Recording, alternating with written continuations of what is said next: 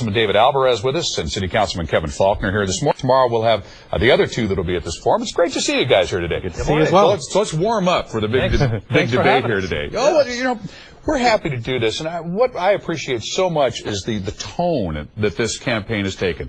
Everybody's just putting their views out there and turning to the voters and saying, hey, we all just want to serve the city. So you just pick which one of us that you think has the views that most closely match your idea of what the city should be like. So it's been very nice. I want to thank you both for that in advance. Our first question comes from Nancy Lane from Valley Center, and it's very simple. She says, I'd like to know what each of them specifically plans to do for the city, which makes them different from other past mayors. So either one of you want to take a shot at that first?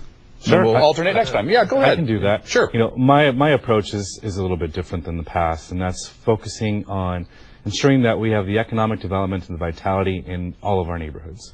And I think what this city has lacked has been that leadership in the past. It's been a lack of interest, investment, and a neglect, really, for a lot of neighborhoods. And this morning I was talking to someone and said, well, why do you say that? I live in Carmel Valley, and we have great neighborhoods, and we do have some wonderful neighborhoods in the city. We got to make sure we maintain that over the long term, but we've got some older neighborhoods that have been really neglected in terms of the infrastructure investment that the city makes, the public services that we provide, and second, the job creation and the economic development. We still have areas with really high unemployment, and so we've got to focus on those areas so we can bring all of us up. Okay, Kevin, how would you be different than past mayors? I'm ready to hit the ground day one.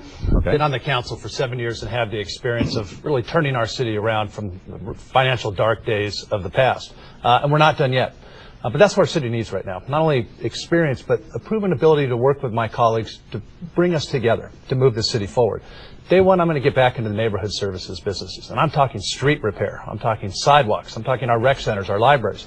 Bob Filner skipped our planned effort for that this year. That was the wrong thing for this city. We worked on a council on a 5-year plan. I'm going to get us going on that immediately. I'm also going to get us back into the competition business, which is the ability for the private sector to come in and bid for city services, to save money from our taxpayers so we can reinvest that into our neighborhood services. And then an issue that you and I are going to be talking about later, really one of the pressing issues that we have for our city right now is police officer recruitment and retention. I feel strongly about all of those, and I'm going to get going on those day one. Okay. What are you guys both like 7 feet tall each? Doesn't seem like that. Only 6 for me. Sitting here in the middle doing one of these. All right. Hey, let me see. The second question comes from Peter Rizzo in Kensington. He says, do you think the Chargers should have a new stadium, and how would you go about paying for it? So, Kevin, let me turn to you first, since David went first last time. You know, Chargers are an important asset to the city market, but not only to the city, but to the region. And I think the next mayor should be involved in ensuring that we find a way to keep the Chargers in San Diego. I'm less concerned about a potential location. I'm most concerned that any financing plan has to make sense to taxpayers.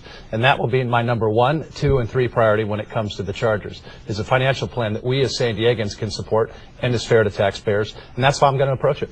Okay. David? So I think this also goes back to the previous question, how I'm different than the other candidates.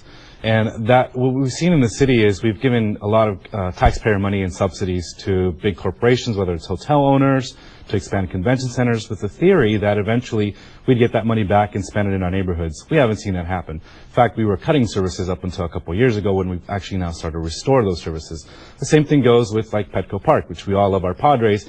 We're paying to a tune of $11 million every year to keep them here. And so what I want to be careful about is how do we use the taxpayer dollars, because we don't want to use them to subsidize billionaire corporations.